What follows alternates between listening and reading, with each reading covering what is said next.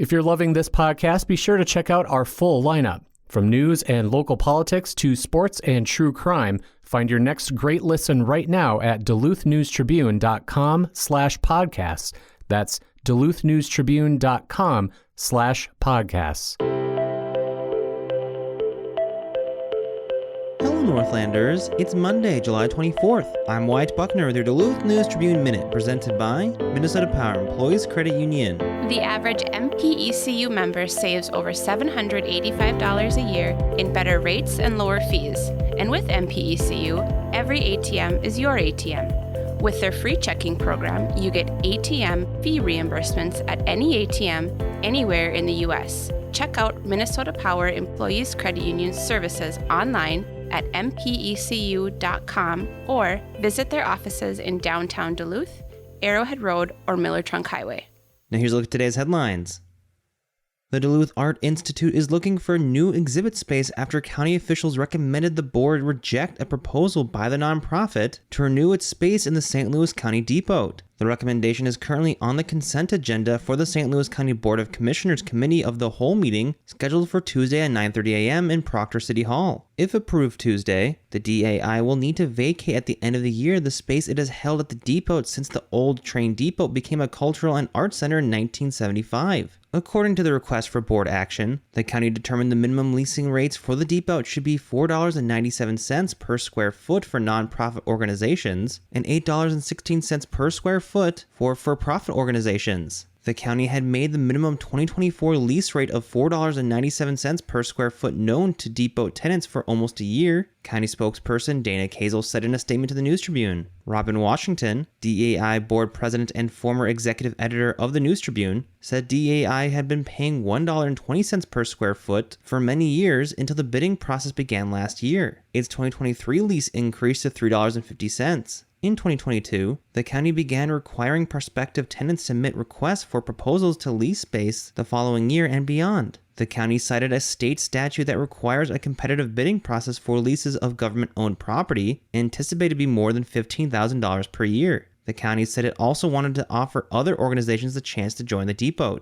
The DAI has been pushing back on the new process ever since. Washington said that last year's rate was reached by negotiation, and the Institute continues to be open to negotiation. In rejecting the organization's proposal, the county also cited a need to maintain the ability for occupants to enter and exit through the current DAI space. In response, Washington said DAI's proposed use of the space remained the same as it had been for almost half a century. The county's selection team only rejected the DAI proposal. It requested the board give permission to negotiate and enter a lease with 5 organizations and the space they currently lease: the Depot Foundation, Lake Superior Railroad Museum, Minnesota Ballet, Duluth Superior Symphony Association, and St. Louis County Historical Society.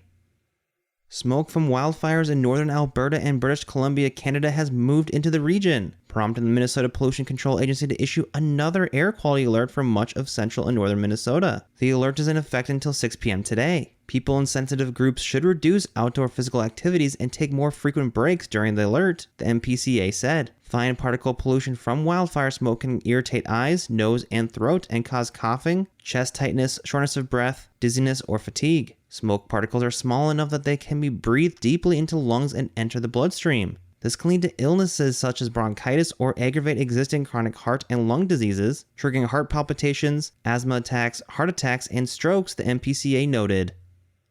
Now here's Dan Williamson with a special guest. Thanks, Wyatt. I'm joined by one of our colleagues, Duluth News Tribune arts and entertainment reporter Jay Gabler. And Jay, there's a story you're working on that we'll be able to see in Wednesday's print edition of the Duluth News Tribune. You can also find the story online prior at duluthnewstribune.com. And the story is about a gathering in Duluth that's coming up, FinFest. What more can you tell us? Well, the name kind of says it all, Dan. It is a festival of Finnish Americans and all things Finnish. This is a huge event happening at the Duluth Entertainment Convention Center and locations all across town starting Wednesday and running through Sunday. And the big news this year is that it's not just coming to town for 1 year, as it's done in the past. It's coming to town for 5 years.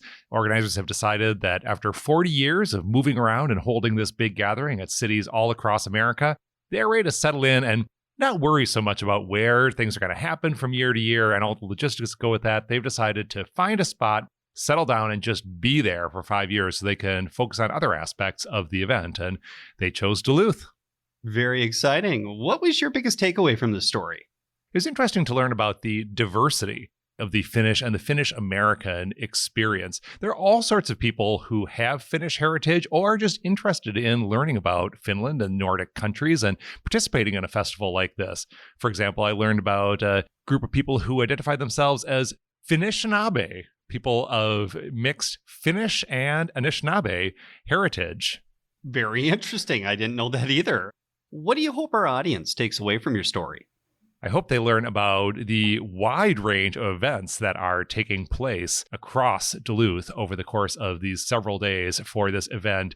There is everything ranging from a film festival that's happening at Zeitgeist. They're doing a screening of a couple of episodes of a very popular Finnish Scandinavian TV show called The Reindeer Mafia. I kid you not.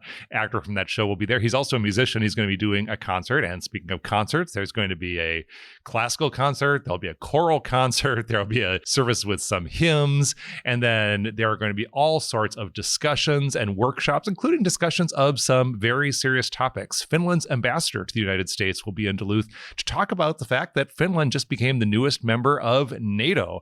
Apparently, that's caused some happy excitement in Finland, but the cause for it is, led to some trepidations given that really Russia's invasion of Ukraine has alarmed Finland and much of the world, and that is what prompted Finland to join NATO after all these years. So some really serious topics being addressed, as well as some really fun and entertaining happenings as well at this festival. And again, you can read this article in Wednesday's print edition of the Duluth News Tribune. You can also find it online prior at duluthnewstribune.com. Jay, thank you so much for your time. Thanks, Dan. Wyatt, back to you. Thanks, Dan. Now here's a look at your forecast, brought to you by Superior Telegram's history podcast, Archive Dive. Happy Monday, Duluth. Mostly sunny skies today with a high temperature of 72 degrees with an east-northeasterly wind about 5 to 10 miles an hour, so slightly cooler at the lake. Overnight tonight, down to around 57 degrees. Then Tuesday up to 80 degrees with partly cloudy skies, mostly sunny and approaching 90 on Wednesday with a hot and humid day expected. A cold front comes through on Thursday, bringing a chance for some scattered showers and storms, knocking temps back into the mid-80s. 70s expected for Friday and into the weekend. I'm Storm Tracker meteorologist Jesse Ritko. Thank you to Archive Dive for their support. The monthly history podcast, hosted by Superior Telegram reporter Maria Lockwood, dips into the archives of historic events, people, and places around Superior and Douglas County. You can find the latest episode of Archive Dive at superiortelegram.com or wherever you also get this podcast. Reporting for today's episode was done by Jimmy Lovren and Jay Gabler. Thank you for listening to Duluth News Tribune Minute. Have a great day, and we'll see you back here tomorrow.